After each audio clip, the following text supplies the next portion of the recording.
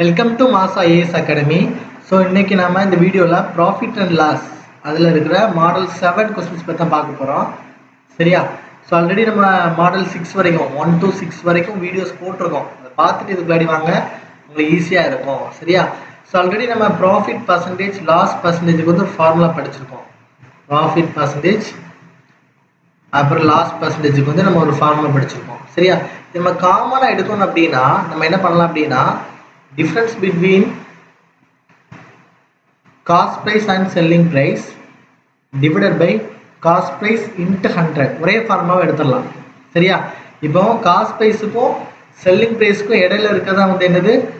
Profit, அப்படி இல்லைன்னா loss. Profit வரும், இல்லைன்னா லாஸ் வரும்.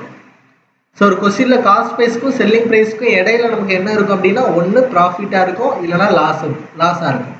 அதே மாதிரி எம்ஆர்பிக்கும் செல்லிங் ப்ரைஸுக்கு இடையில தான் நமக்கு என்ன இருக்கும்?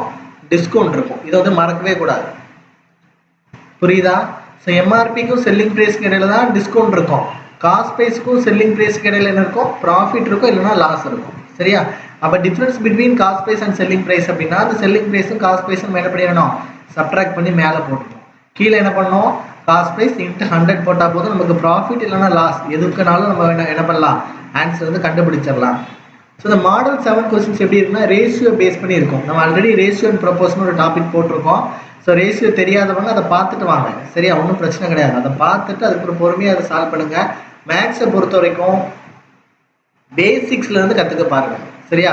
சும்மா ஒரு மாடல் 5வது மாடல் பார்த்தேன், 7வது மாடல் பார்த்தேன், அப்படி கிடையாது. ஃபஸ்ட்டு மாடல்லேருந்து பேசிக்ஸ்லேருந்து A to Z நம்ம போட்டிருக்கோம். ரேஷியோ ப்ரொபோஷன்னா A to Z, profit and லாஸ்னா A to Z நம்ம போட்டிருக்கோம். இனி வரக்கூடிய வீடியோஸ் நம்ம என்ன பண்ணுவோம்? அப்லோட் பண்ணுவோம். அப்போ A to Z பார்த்துட்டு விளையாடுவாங்க. அதுக்கப்புறம் என்ன பண்ணுங்க? ஒரு 25-30 கொஸ்டின்ஸை ப்ராக்டிஸ் பண்ணி பாருங்க. மேக்ஸ் கண்டிப்பாக வரும். அது என்ன எக்ஸாம் இருந்தாலும் மேக்ஸ் வரும். சரியா? ஸோ இதில் பாருங்க, ஃபர்ஸ்ட் கொஸ்டின் பாருங்க. ரேஷியோவில் கொடுத்துருப்பாங்க நான் சொன்னேன். ஃபர்ஸ்ட் கொஸ்டின் பாருங்க. The ratio of cost price and selling price is 5:4. Cost ப்ரைஸுக்கும் செல்லிங் ப்ரைஸுக்கும் உள்ள ரேஷியோ 5:4 அப்படின்னு சொல்லி கொடுத்துட்டாங்க. இந்த லாஸ்ட் பர்சன்டேஜ் அப்படிங்க என்ன பண்ணால் போதும்? இங்கே காஸ்ட் ப்ரைஸ் வந்து 5, அதாவது 5x நீங்கள் போடுவீங்க. அப்படி தானே? செல்லிங் ப்ரைஸ் என்ன போடுவீங்க? 4x நீங்கள் போடுவீங்க. இங்கே எக்ஸ்லாம் எடுக்கணும் அவசியமே கிடையாது. ஜஸ்ட் ஃபார்முலா அப்ளை பண்ணுவீங்க. ப்ராஃபிட் இருந்தாலும் லாஸ் இருந்தாலும் ஒரே ஃபார்முலா. என்ன formula? Difference between cost price and selling price. அப்போ difference between cost price and selling price எவ்வளோ? 1. 5க்கு 4க்கு வித்தியாசம் எவ்வளவு? 1. சரியா? டிவைட் பை காஸ்ட் ப்ரைஸ் போடுவீங்க. அப்படி தானே? காஸ்ட் ப்ரைஸ் எவ்வளவு? 5. இன்ட்டு என்ன போட்டுருவீங்க?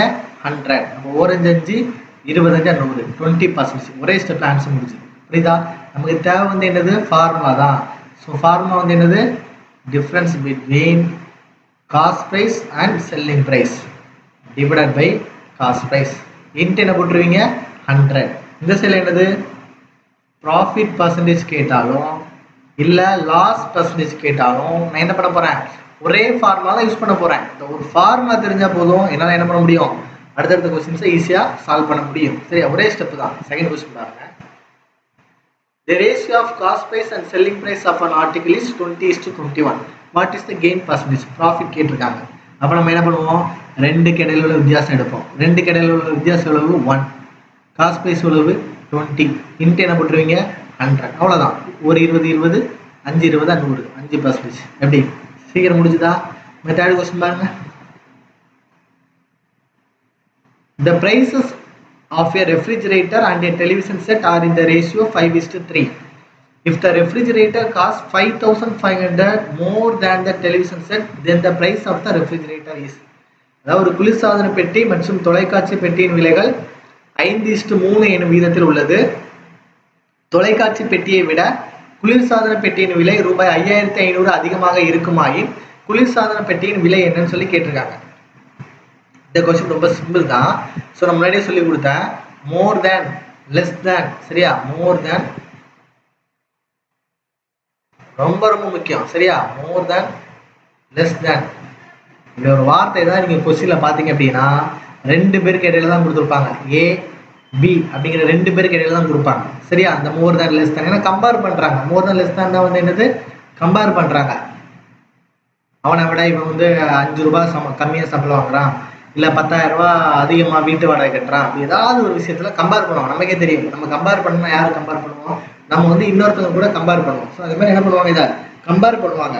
அப்படி கம்பேர் பண்றாங்க, அப்படி மோர் தேன் லெஸ் தேன் அப்படின்னா அர்த்தம் வந்து என்ன அப்படின்னா டிஃப்ரென்ஸ்னு அர்த்தம். மோர் தேன் லெஸ் தேன் அர்த்தம் வந்து என்னது, டிஃப்ரென்ஸ்னு அர்த்தம். இப்போ பாருங்க, ஏ வந்து 5000 சேலரி வாங்குறாரு, பி வந்து 8000 சேலரி வாங்குறாரு. சரியா? ஏ வந்து பியை பார்த்து என்ன சொல்லுவாரு, என்னை விட 5000 மோர் தேன் சொல்லுவார், அப்படிதானே? சாரி, 3000 என்ன பண்ணுவாரு, மோர் தேன், நீங்க வந்து அதிகமா சம்பளம் வாங்குவீங்க சார் அப்படின்னு சொல்லுவாங்க, அப்படிதானே? ஏ வந்து பியை பார்த்து அப்படின்னு சொல்லுவாங்க, என்னோட நீங்க 3000 ரூபாய் அதிகமா சம்பளம் வாங்குறீங்கன்னு சொல்றீங்க. இதே இது பி வந்து ஏயை பார்த்து என்ன சொல்லுவாங்க, 3000 ரூபாய் லெஸ் தேன் சொல்லுவாங்க, என்னை விட 3000 ரூபாய் கம்மியா வாங்குற சொல்லுவாங்க. அப்போ அந்த மோர் தேன் லெஸ் தேன் நம்ம ரெண்டு வார்த்தை தான் வித்தியாசமா இருந்துச்சு, ஆனா அந்த வேல்யூ வந்து என்னதான், சேம் தான். அப்போ மோர் தேன் லெஸ் தேன் ஒரு வேர்ட் நீங்க என்ன கொஸ்டின்ஸ்ல பார்த்தாலும் அதுக்கு அர்த்தம் வந்து என்னது, டிஃபரன்ஸ். இது வந்து மறக்காதீங்க. சரியா? ஸோ இந்த கொஸ்டின்ல அதை அப்ளை பண்ணலாம். அப்போ குளிர்சாதன பெட்டி மற்றும் தொலைக்காட்சி பெட்டியின் விலை 5:3. அப்போ 5:3 இருக்கு. அது வந்து தொலைக்காட்சி பெட்டியை விட குளிர்சாதன பெட்டியின் விலை ரூபாய் 5500 அதிகமாக இருக்குமா அப்படின்னு சொல்லி கொடுத்துருக்காங்க. அப்ப அதுக்கு அர்த்தம் வந்து என்னது, இது ரெண்டோட வித்தியாசம். மோர் தானே, ரெண்டோட வித்தியாசம் தானே. அப்ப 5க்கு 3க்குள்ள வித்தியாசம் எவ்வளவு, 2. அப்ப இந்த 2x தான் எவ்வளவு, 5500. அப்ப எக்ஸோட விலை கண்டுபிடிங்க.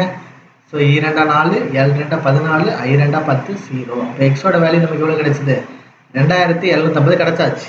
இப்ப என்ன கேட்டிருக்காங்க, குளிர்சாதன பெட்டியின் விலை என்னன்னு கேட்டிருக்காங்க. அப்ப குளிர்சாதன பெட்டியோட ரேஷியோ வந்து என்னது, 5. ஏன்னா முதல்ல தான் குளிர்சாதன பெட்டி இருக்கு, ரெண்டாவது இருக்குது தொலைக்காட்சி. அப்ப குளிர்சாதன பெட்டியோட ரேஷியோ வந்து 5. அப்ப 5x, அப்ப 5 × 2750. சரியா? அப்ப I 2 10,000 சம்திங் நமக்கு வரணும். அப்ப நம்ம 13,750 என்ன பண்ணிடலாம், சூஸ் பண்ணிடலாம், வேண்டாம் மல்டிப்ளை பண்ணி பார்த்துக்கோங்க.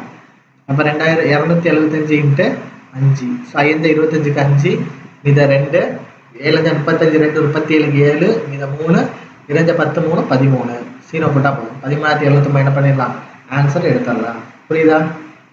ஸோ இந்த கொஸ்டின் ரொம்ப முக்கியமானது, நோட் பண்ணி வச்சுக்கோங்க. 4th கொஸ்டின் பாருங்க.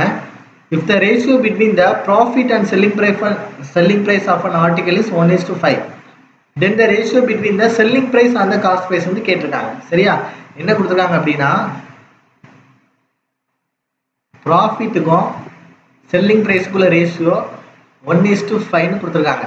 என்ன கேட்டிருக்காங்க அவங்க, செல்லிங் ப்ரைஸுக்கும் காஸ்ட் ப்ரைஸுக்குள்ள ரேஷியோ வந்து கேட்டிருக்காங்க. செல்லிங் ப்ரைஸுக்கும் காஸ்ட் ப்ரைஸுக்குள்ள ரேஷியோ வந்து கேட்டிருக்காங்க. சரியா? ஸோ காஸ்ட் ப்ரைஸ் ஈஸியாக கண்டுபிடிக்கலாம். ஏன்னா அந்த செல்லிங் ப்ரைஸ்லேருந்து இந்த ப்ராஃபிட்டை கழிச்சா நமக்கு என்ன கிடைக்கும், காஸ்ட் ப்ரைஸ் 4. 5லேருந்து ஒன்று கழிச்சிருவீங்க, அப்படி தானே? ஏன்னா நமக்கு ப்ராஃபிட் அப்படின்னு நீங்கள் என்ன பண்ணுவீங்க, selling price minus cost price. நமக்கு என்ன கண்டுபிடிக்கணும், காஸ்ட் ப்ரைஸ் கண்டுபிடிக்கணும். அப்போ ப்ராஃபிட் இங்கே இருக்கும், ப்ராஃபிட் மைனஸ் என்ன போட்டுருவீங்க, செல்லிங் ப்ரைஸ். அப்போ ப்ராஃபிட்டுக்கும் செல்லிங் ப்ரைஸ்க்குள்ள வித்தியாசம் தான் வந்து என்னது, காஸ்ட் ப்ரைஸ். அப்போ இந்த ப்ராஃபிட்டுக்கும் செல்லிங் ப்ரைஸ்க்குள்ள வித்தியாசம் எவ்வளவு, 4. ஆல்ரெடி செல்லிங் ப்ரைஸ் இங்கே 5 இருக்கா, அப்போ என்ன பண்ண போதுங்க, 5:4. புரியுதா? இப்போ ஆன்சர் வந்து என்னது, ஆப்ஷன் 3 நீங்கள் என்ன பண்ணால் போதும், சூஸ் பண்ணால் போதும். சரியா?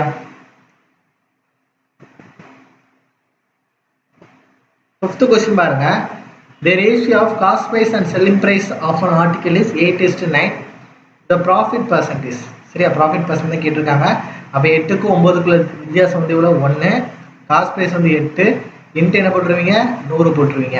அப்போ 1 8 மீது 20 இருக்கும். இப்போ 2 16 40 இருக்கும், 8 40. அப்போ என்ன போட்டுருவீங்க நீங்கள், 12.5%. புரியுதா? ஸோ இது ப்ராஃபிட் அண்ட் லாஸும் ரேஷியோ அண்ட் ப்ரொபோர்ஷனும் கம்பைன் பண்ணி கேட்டிருக்காங்க. ஸோ இந்த மாடலை நோட் பண்ணி வச்சுக்கோங்க. அந்த தேர்ட் சம்மை முக்கியமாக நோட் பண்ணி வச்சுக்கோங்க. வேறு ஏதாவது அதே மாதிரி மாடல் வந்து அவங்களால கண்டிப்பாக செய்ய முடியும். தேங்க்யூ ஸோ மச் ஃபார் வாட்சிங். ஸோ தொடர்ந்து நம்ம வீடியோவை பார்க்குறவங்க நிறைய பேர் சப்ஸ்கிரைப் பண்ணாமல் இருக்கிறீங்க, சப்ஸ்கிரைப் பண்ணிக்கோங்க. நீங்கள் சப்ஸ்கிரைப் பண்ண நமக்கு இன்னும் நிறைய மோட்டிவேஷன் ஆகும். ஸோ இன்னும் நம்ம நிறைய வீடியோஸ் வந்து என்ன பண்ணுவோம், அப்லோட் பண்ணுவோம். Thank you so much.